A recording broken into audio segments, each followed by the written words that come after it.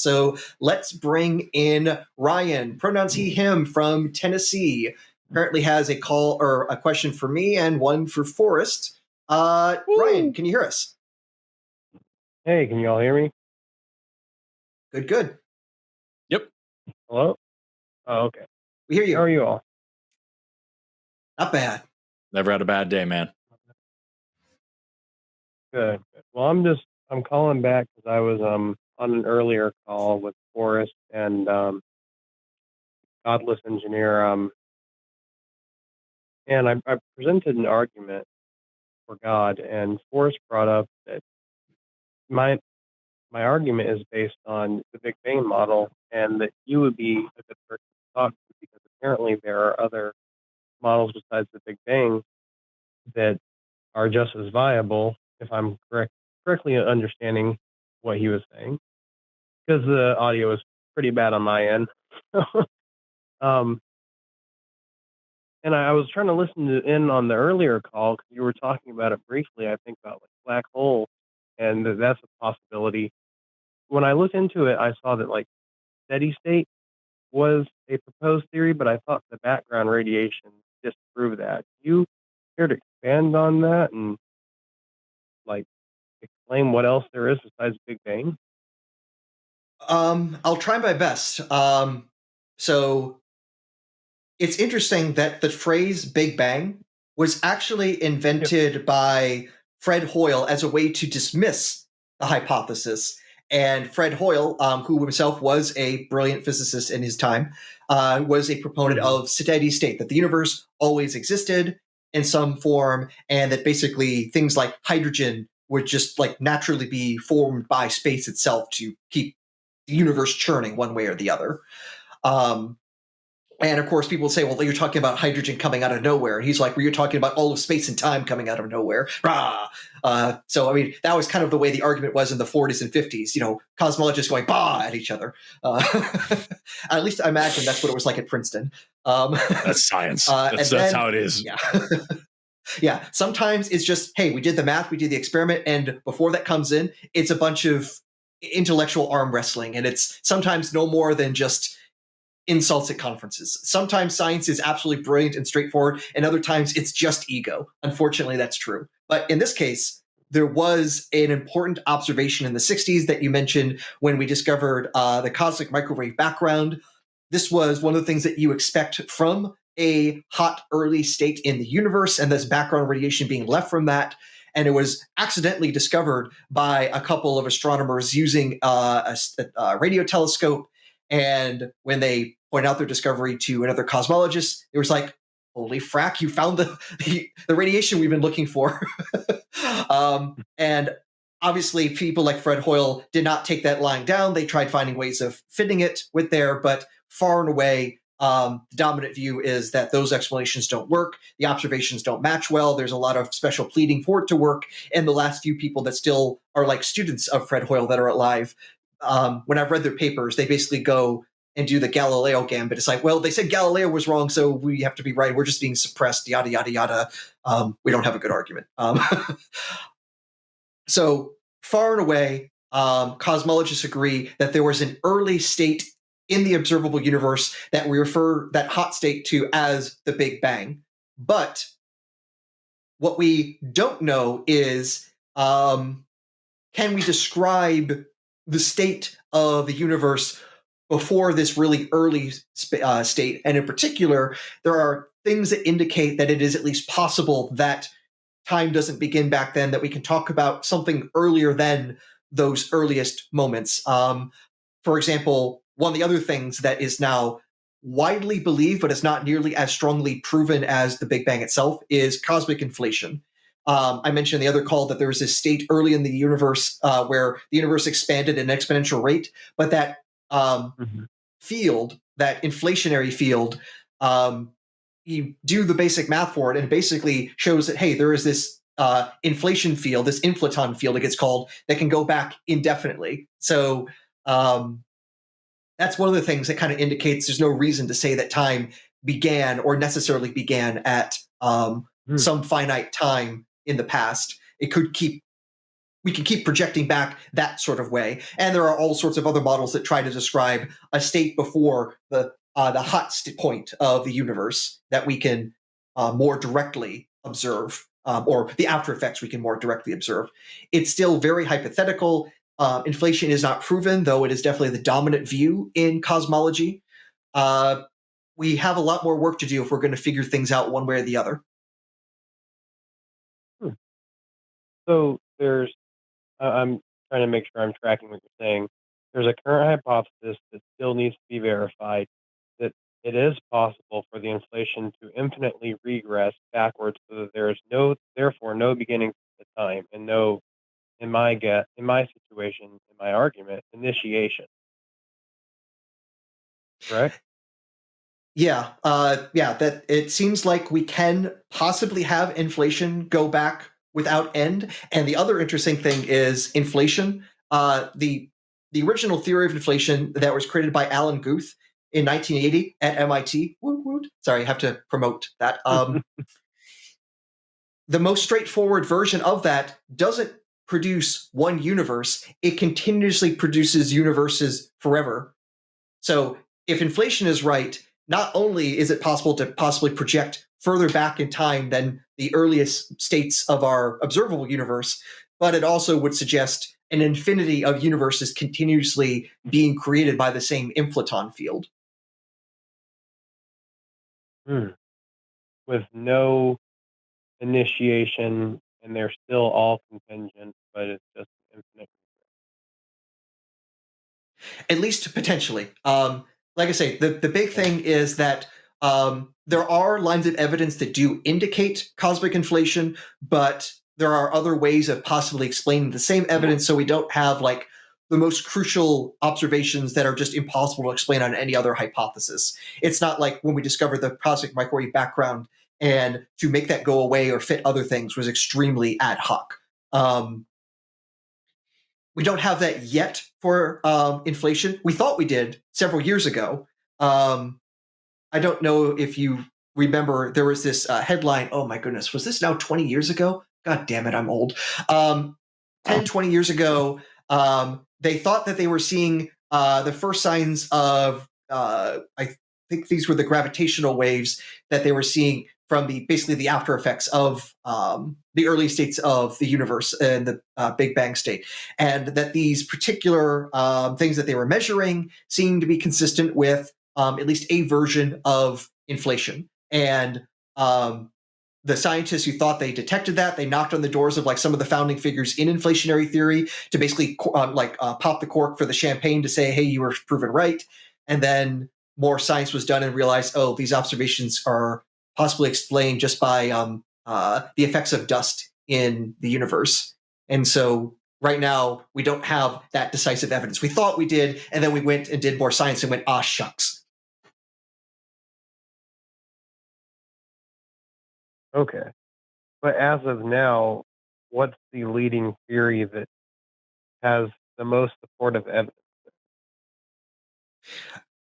It's probably inflation, because it has the easiest way of explaining a few observations of what we have with especially the cosmic microwave background. Here's the crazy thing. If you've ever seen the pictures that they post online of the cosmic microwave background, is this multicolored thing, and it's supposed to be showing like differences in temperature of the background temperature. Now, first off, that average temperature is 2.7 Kelvin. That is 2.7 degrees above absolute zero. In modern parlance, we call that fucking cold.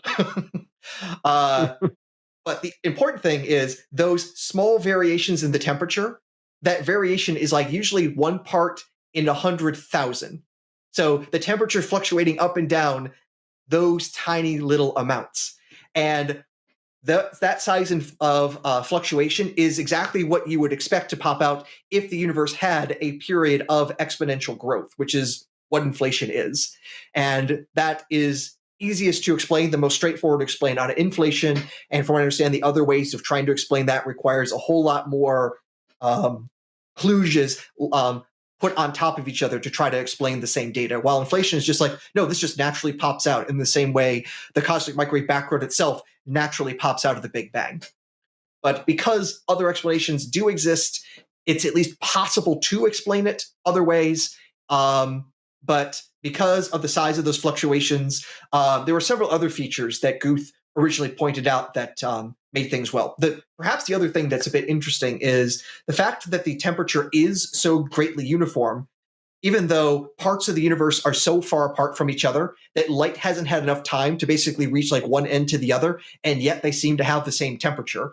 How could they do that if they couldn't interact with each other and basically equalize out? It'd be like saying I have a gas tank, I should say a gas tank, a tank full of oxygen in one room and a tank of oxygen in another room. They're not even connected, but they have the exact same pressure. The chances of that seem pretty darn small.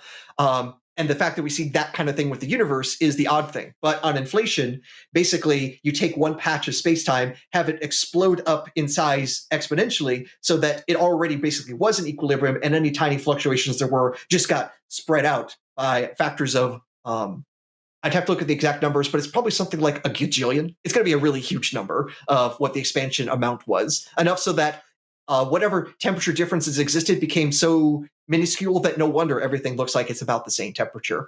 Those are things that inflation explains very naturally and was otherwise a hard thing to explain before Guth came along in 1980 and said, hey, I fixed it. Okay. I'm more so concerned with near the beginning of time, I guess you call it like initiation period or potentially the beginning of time. That's more so where I was kind of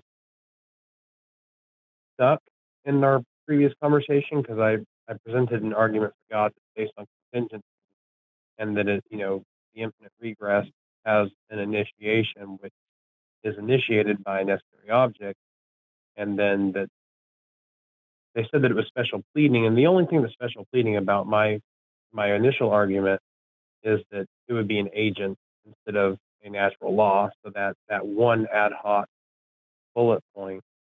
But that's besides the point. I'll get to that later. But more so, I'm just trying to get down to the bottom of,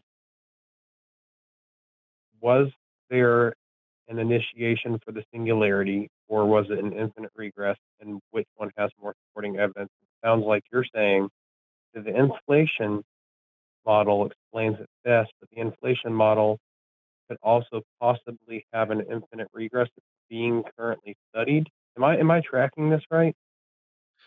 So, more or less, I think we're understanding, because I think your issue is if you go back infinitely in time, if there's no first moment, does this create some sort of a logical problem? And you mentioned infinite regress. So I guess the question is this: why is having an infinite number of states in the past a problem? Why is that like metaphysically impossible, do you think? Well, initially my argument was, everything that we see that we observe is contingent, and I accept that because principle of sufficient reason, and that if you go back far enough, you expand far enough, you get to this big collection of contingent facts, and then therefore it follows that the contingency has to have an explanation, and then that would introduce something called necessary, which isn't contingent, it's self-explaining.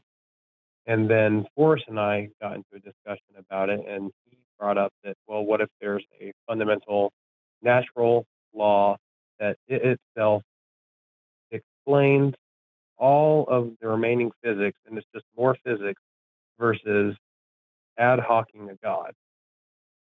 And to get to your question about what is it about an infinite regress that, I don't know, just to me, it follows that there has to be an initiation if there was a singularity at one point, and then suddenly there was expansion, and we live in a universe bound by the law of cause and effect.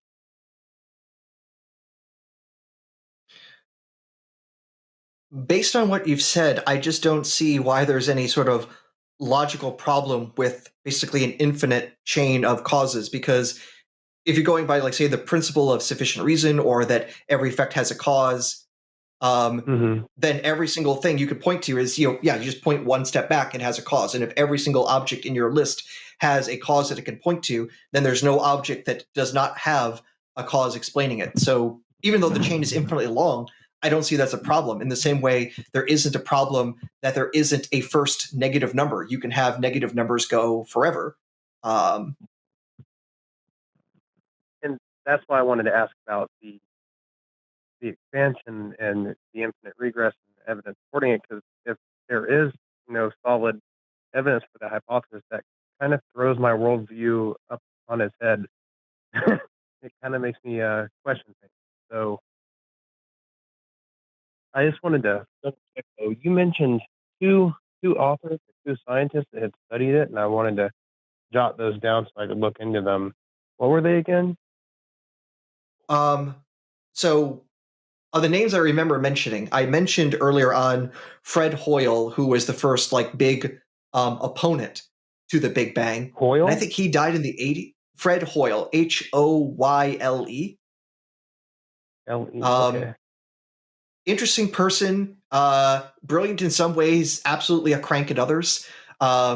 He's actually cited by creationists for the tornado going through a junkyard, making a 747 argument for how complex life is. He's the source of that sort of nonsense. He thought that the reason our noses point down is because he thought that his theory of panspermia, of light coming from space, meant that our noses pointed down, so that way viruses from space couldn't get into our bodies because our nose is pointing down rather than upward. Is that not true? Yeah. Is that not real? Shit. Not right, no. But yeah, like I said, he's been dead. I think he died in the 80s. I'm not 100% sure about that. I mentioned Alan Guth. He's still alive, and he's still actually working at MIT. He's also had the exact same haircut since 1980. If you look at pictures of him then and look at pictures now, it's yep, exact same style. Not as a knock against him, but just that's Alan Guth. Guth. Yes. G-U-G-H. Yeah. He's also worked with other people like Andrei Valenkin. I will not know how to spell that correctly. But Guth and Valenkin have done a number of papers together related to inflation and Big Bang cosmology. Also, if you want a good theoretical physicist who writes really well for the public, Sean Carroll, Carrol. I forget if it's one or two L's. I'm horrible with spelling, but he's both an author, a really good explainer, and also a legit practicing physicist at Caltech, if memory serves. Okay. Cool. I'll look into it, and I mean that was pretty much it. I just wanted to see what evidence there was for that and try and look more into it, because it kind of put a stopping point in my train of thought. That's the beautiful thing about science, is that it doesn't let you stop. It points out, hey, have you figured this thing out? No, you haven't? Better to look into it. Yeah. All right. I got those names down, and thanks. That was the main question I wanted to ask. And also on an earlier note, one of the previous callers was taking the Bible literally, and back when I used to study the Bible, I never understood the approach of taking it literally, because from my understanding, the Bible's two different genres. It's either Hebrew metaphors or parables, and then there is literal text like the genealogy. That's supposed to be historical. I don't understand the Christians that are biblical literal. You know what's funny? You said the genealogies are literal. That's interesting. Yeah, what's funny is I'm literally, I'm currently looking at my Instagram trying to get. So there's a dude who lives in my comment section that is just constantly asks questions about you're misinterpreting the Bible. The Bible's and God can't be evil. God isn't bad. God's a good dude. And currently in my comment section at this moment, watching this show and commenting on my Instagram saying, you're misinterpreting the Bible in that call. You got it wrong. That's not what it means. That's not what this means. I'm like, call in. The number's on the bottom of the screen. And it's exactly this is every single, there are 40,000 denominations of Christianity. If you have two different Christians and you ask them what one part of the Bible means, you will get four different opinions. every Christian I talk to has their own interpretation of the Bible. Some of them are more literal than others. Some of them are on the extreme poles of every single word is the truth, like Answers in Genesis believes. Some is on the other extreme pole of every word is a metaphor meant to be interpreted. It's all wrapped up in whatever the Iron Age thinking of the time is.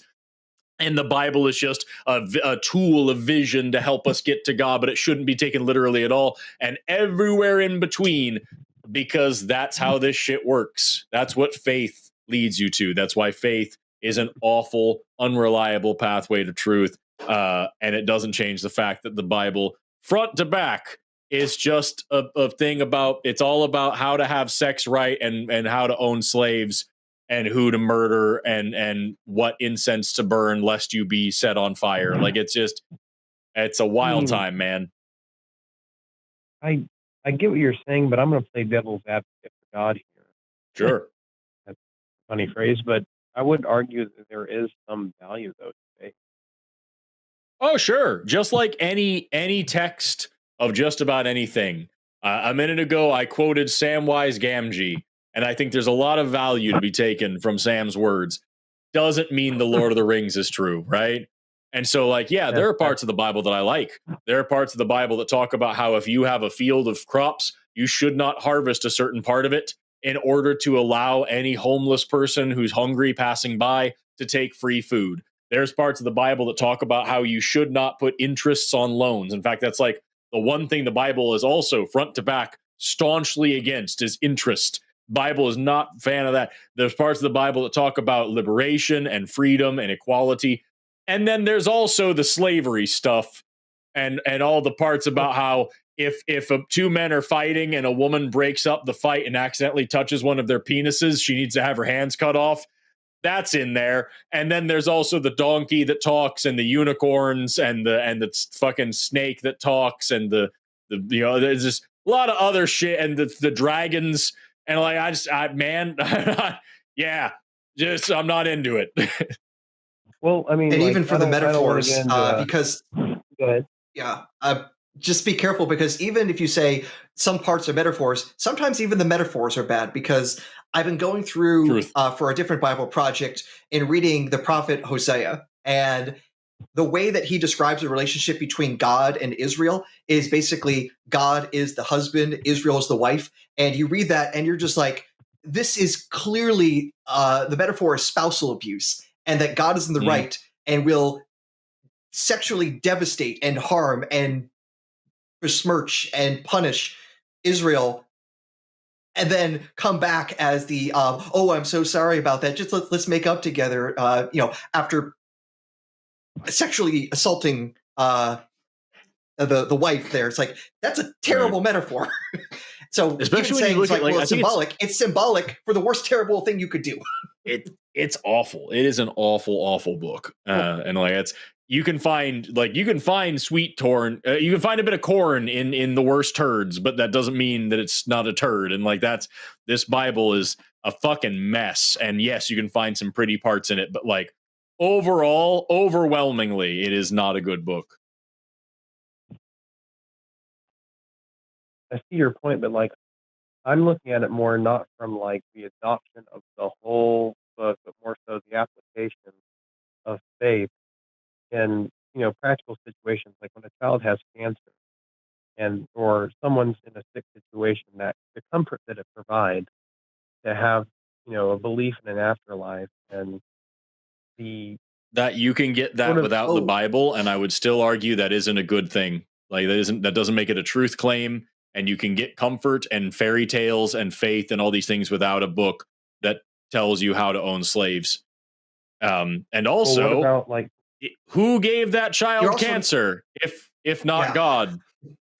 Like, it's also worth noting, it depends on how you interpret the book if you're going to even get an afterlife or not. Parts of the Bible are pretty clear. From dust you came, dust you will return. There is not some sort of heaven that you get to go to. That was a later innovation. And then on top of that, also the innovation of you also have the nice option of a fiery pit that we call hell. So honestly, the afterlife that's being offered is a mixed bag where it even exists.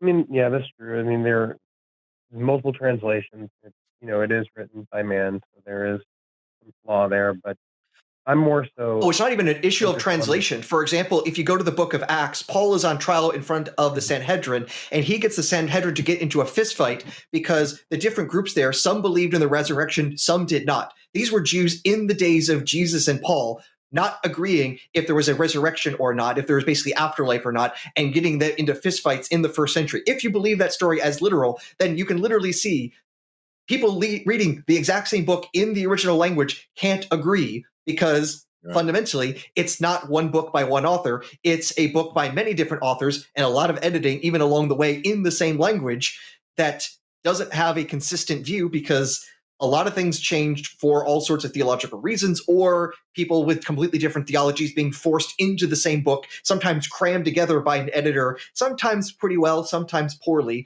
as we can see through the Pentateuch. So go to the first 5 books of the Bible and you realize, didn't I already read this story just a chapter ago? Why doesn't it agree? You can see the editorial seams together. There's also, it depends on what, again, I talked about earlier how like there's 40,000 denominations of Christianity and, 2 Christians have 5 opinions about this stuff, but like Answers in Genesis, you talked about child with cancer a minute ago.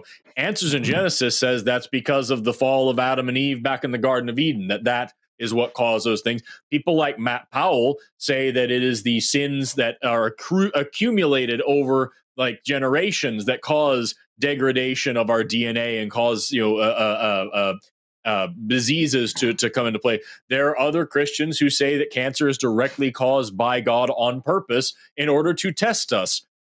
There are others who say that the child was sinful and deserved the. There are others who say that the cancer was caused by Satan and that God is just somehow needing you to beg hard enough to stop it and then still might not. There are others who say that God is hands off and doesn't matter. There are some who say that the child is sinless because they're a child, so it doesn't matter. They're going to go to heaven anyway. There are some who say the child has to be baptized first, otherwise they don't get to go to heaven. There are some that say that the child got cancer in the first place because of some part of the world that's corrupt or some part of the child that's corrupt. Like, I guarantee we have talked to all of these people with all of these opinions on this show.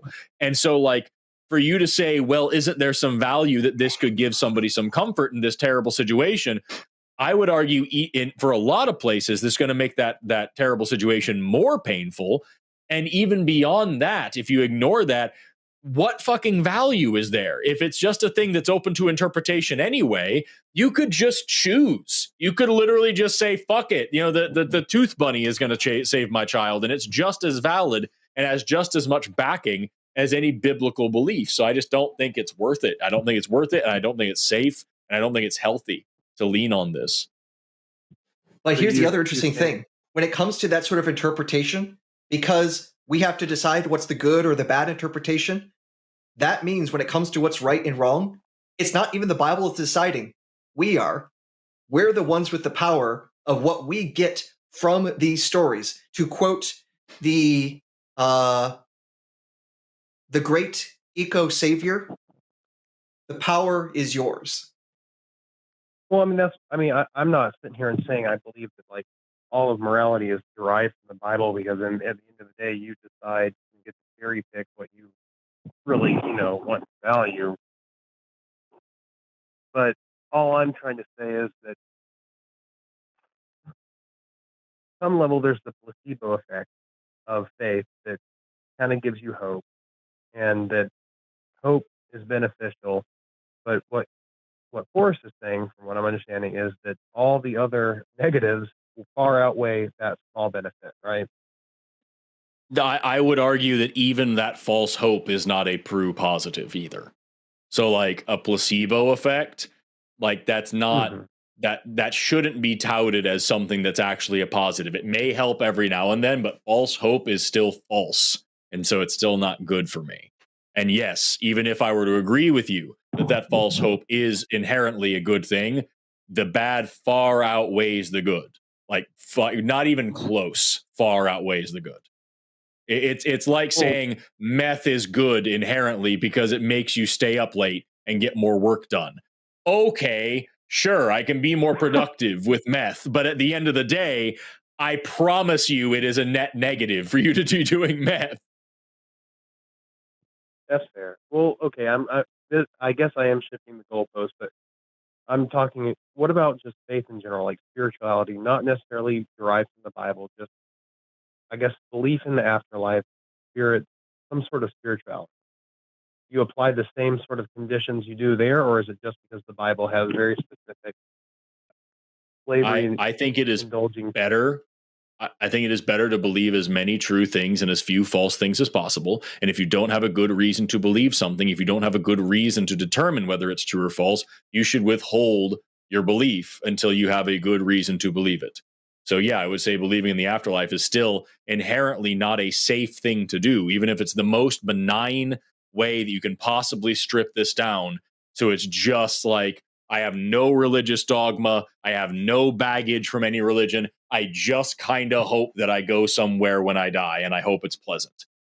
Okay, you're still deciding to believe a thing on bad or no evidence, and that shouldn't be good enough for you, and it opens the door to do equally stupid things when it matters.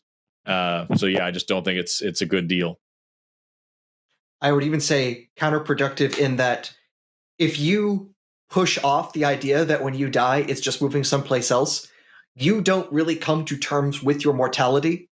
And I hear so many stories of people on their deathbeds afraid of what's going to happen because by not, taking the unfortunate and rather, dark thoughts of what it means to be mortal and not coming to terms with that, and then having all that thrusted upon you in perhaps your last days or last hours. I'm not exactly saying I've got it all worked out and I'm going to be okay if I end up dying, but I am pretty darn confident that when I'm die, that's the end of me.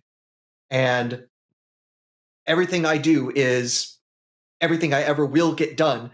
I'm going to make sure that what I can in this life I know I have, I try to do the good, try to be there for the people I care about, leave some sort of legacy to those who will be after me, and do what I can, of course, to push off that unfortunate day as long as I can, being healthy and doing right. That is a good point. I have talked to Christians who have admitted that if they did not believe in an afterlife, they would spend more time with their family and treat their families better. But they are so convinced that they are going to have another existence in some theme park somewhere that it's okay for them that they were abusive to their kids and worked all the damn time and never hung out with the people they loved, and it doesn't matter. And so like they are now worse off, and their family is now worse off because they're banking on this amusement park in the sky. And so, like, yeah, I think they would be, even in the most benign case where this person just believes in some magical afterlife, I still think that is doing them harm. I still think that that is inevitably harming them and their family and their society. That's why I say, like, it sounds like I'm just trying to be provocative, but I really am not. That religion as a whole is carcinogenic to society. It is corrosive to civilization. It is destructive to the individual and to the people around them. It is just too dangerous to play with. It is not a safe toy to have. And so I don't think that we should have it. Not going to try to force it away from anybody, but I'm going to work damn hard trying to spend as much as I can of the single life that I know I've got, trying to help free people from the shackles of religion, because it is worth my time to try to help other people have better, happier lives.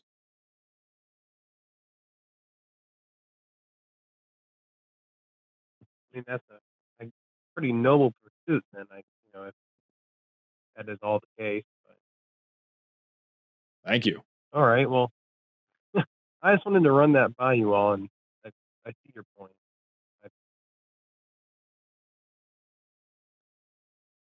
You care if I ask one more? I meant to ask this earlier. One last question is completely different. If it's a short one, yes.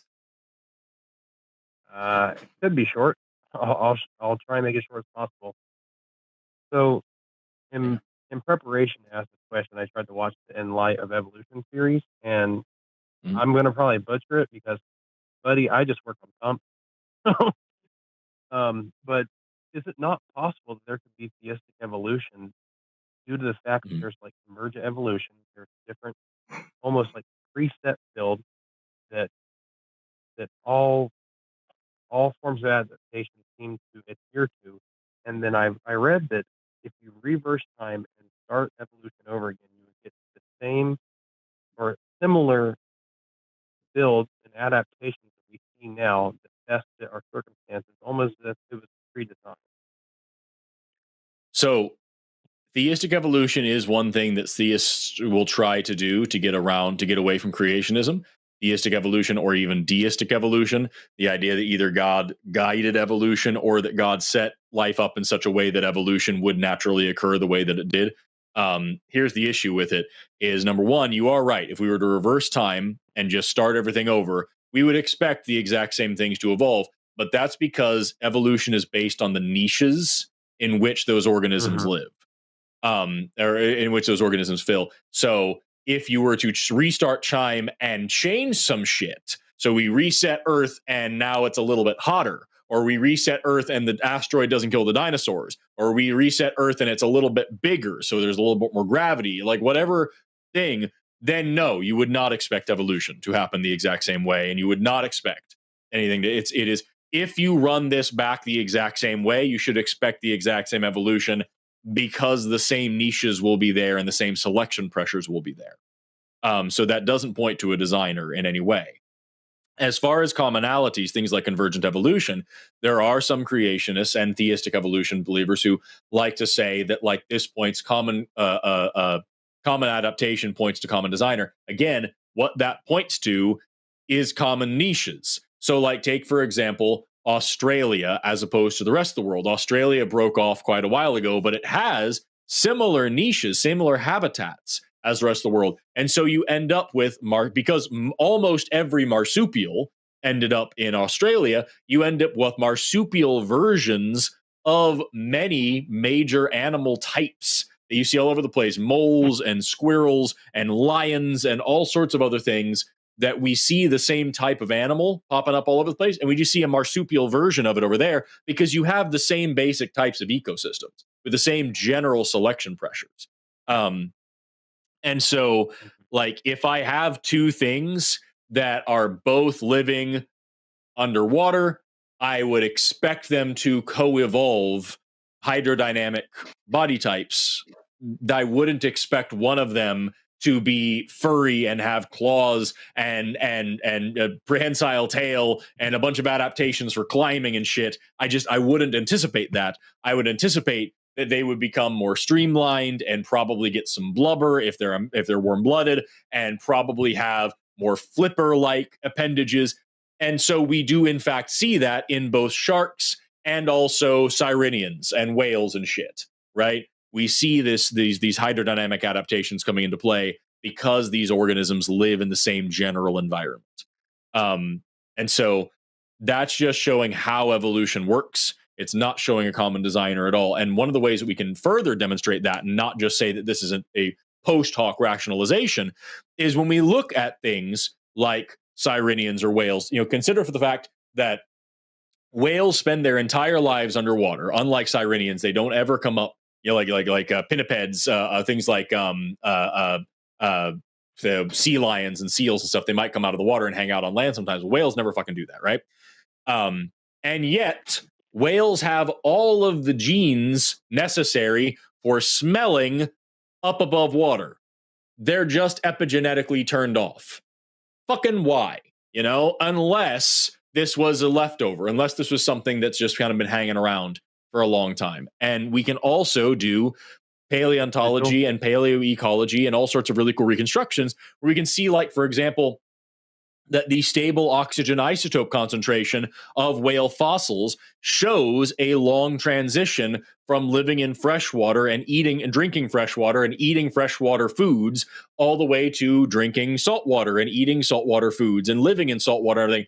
And that transition happens to be exactly the same length of time as the fossil transition that we see of whales living on land to whales living in water. And so, like, there's ways that we can double check this shit. That's the thing about evolution. It's not just one line of evidence saying, well, if they were to evolve this way, then we should see this stuff. It's like 15 different lines of evidence that all continue to confirm and point in the same direction and show us again and again and again and again.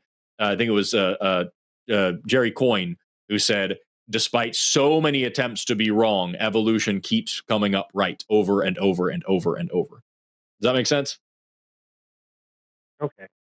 But what I'm not following is you're saying it's selection pressure, it's the key determining metric that even if, like, you restart Earth and you change temperature, selection pressures change, and that changes the different adaptations, right?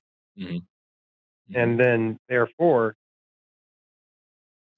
I just don't understand how they can still come to the same build, like flippers, even though it's two different species with like completely different genetic makeup, and somehow in the genes, or I guess the allele frequency is what determines that adaptation, right? Like the allele, it makes a new allele, and then if it not necessarily, but that's a whole ass conversation. Okay. I'm just struggling to understand.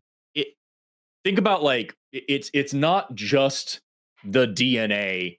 Like, is the common oversimplification is like literally just the DNA is the thing, and then you evolve, and then the DNA changes, and then you evolve different style. You know what I mean? There's a lot to it. But even if we just boil this down, you can think about development, right? So take a look at baleen whales, right? Baleen whales don't have teeth. Instead, they have these hairs made of keratin, made of the same stuff that your hair is made of, these thick hairs in their mouth, and they take these big gulps of water, and then they push all the water out of their mouth, filtering it through those hairs, and behind the hairs, they trap all the krill, and then they swallow all these krill, and that's how they eat, right? So they didn't have to develop new genes to grow hair in this special place and to stop growing teeth in this place. They already had hair in these areas. They already had the chemical keratin in these areas. All they had to do was turn off the teeth and ramp up the hair. And we see in the development of baleen whales, when baleen whales are developing as embryos, they grow teeth, and then those teeth reabsorb, and baleen takes their place. The same way that they also grow hind limb buds that then reabsorb. The same way that you grow a full coat of fur that then you aren't born with usually, right? There's the same way that, like, lots of these are these remnants that we see in development as well. So, like, you talk about fins and flippers and stuff. What happens during development is that you get this thing, and then this kind of paddle grows, and then you actually, like, carve into here. All you have to do is not do that last development part, and you have this solid mass. And that is one of the reasons why, if you look at the front limbs, if you look at the hands, quote, quote, of a whale, they have the exact same bones and the exact same configuration as you and any other mammal. They're just slightly differently shaped. They have the same bones, and those are very different than if you look at the front fins of, like, a shark or a fish, or like any other kind of fish, I should say. Sharks are fish, but like any ray-finned fish, right? Any fish with bones rather than cartilage. They have very different bone structures if they have bones at all there, right? But whales' fins happen to have the exact same bone structure as you and chickens and lizards and all sorts of other things.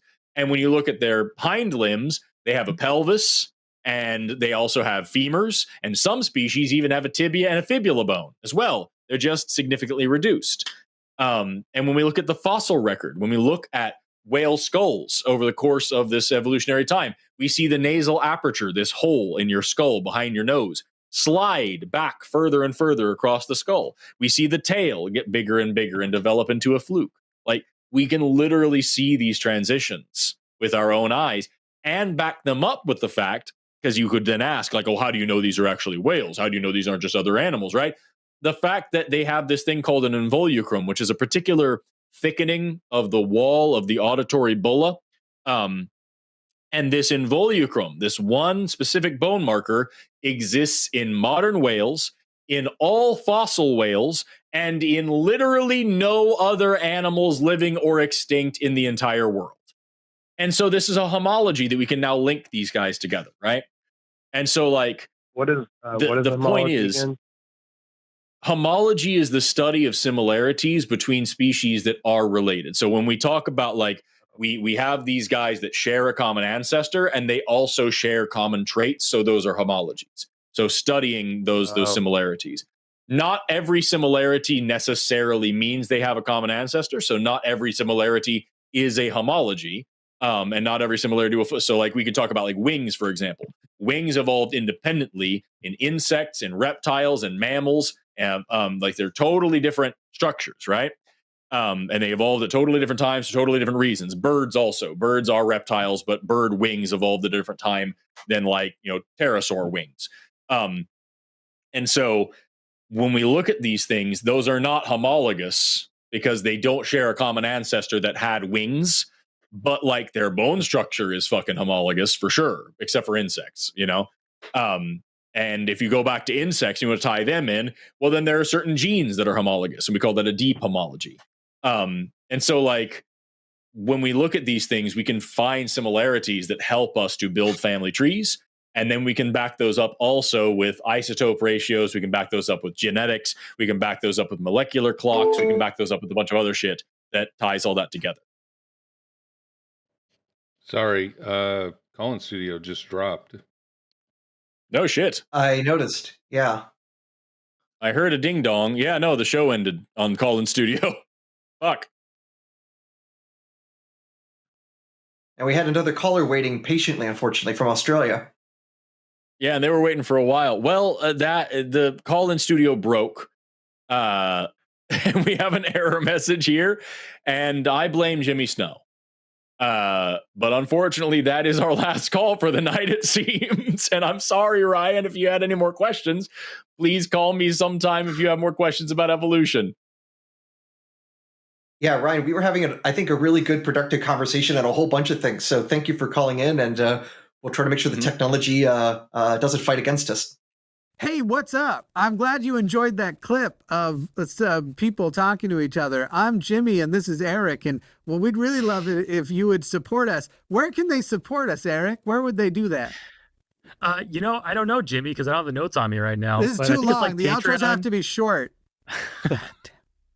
Patreon.com/call the line.